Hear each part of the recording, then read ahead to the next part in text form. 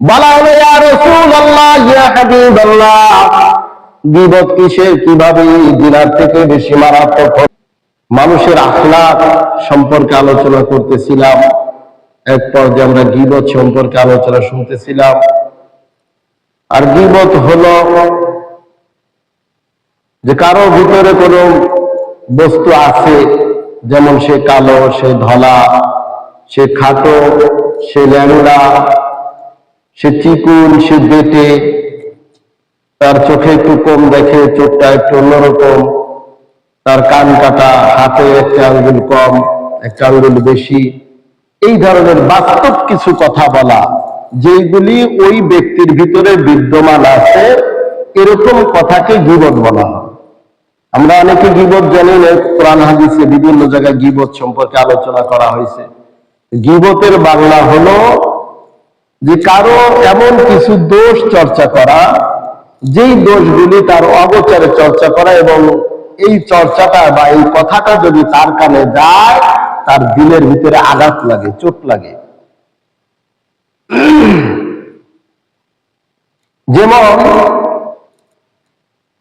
কোন জীবন্ত জানোয়ারকে জীবিত অবস্থায় তার চামড়া ছুলে ফেললে যেরকম কষ্ট হয়, কোন ব্যক্তির যদি গীবত করা হয়, এই কথা তার কানে যখন যায়, তার এর থেকে বেশি কষ্ট হয়।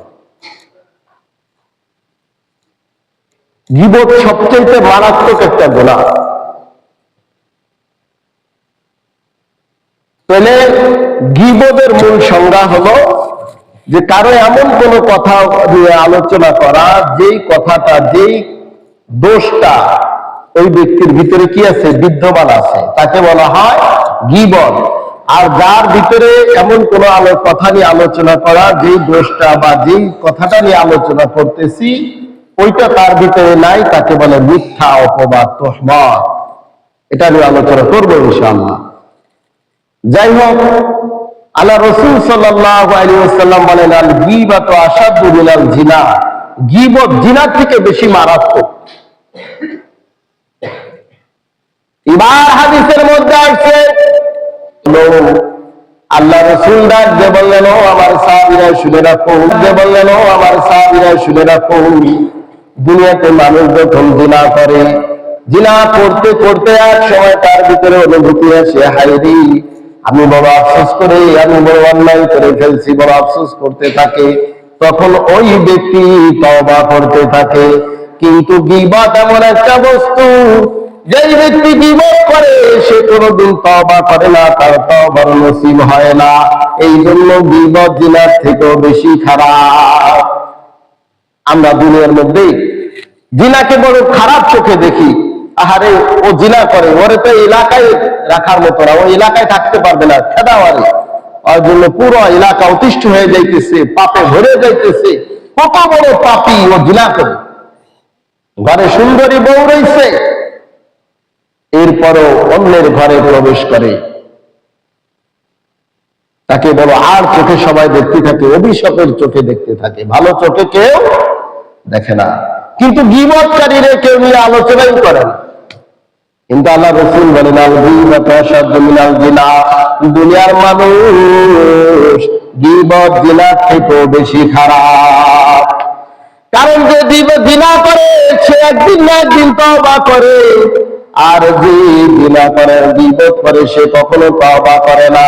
তার ভিতরে এই অনুভূতি আসে না, সে কারো দোষ করতেছে, অন্যায় করতেছে, এটা অনুভূতি তার ভিতরে আসে না। এটা অনেক বড় খারাপ জিনিস। আর এই বিষয়টা আমাদের সমাজের মধ্যে অহরহ। সমাজে একজনও এরকম পাওয়া যায় না যে গীবত করে না। ঘুম থেকে উঠে শুরু হয়, চোখটা বোঝার আগ পর্যন্ত শুধু গীবতের চর্চায় চলতে থাকে।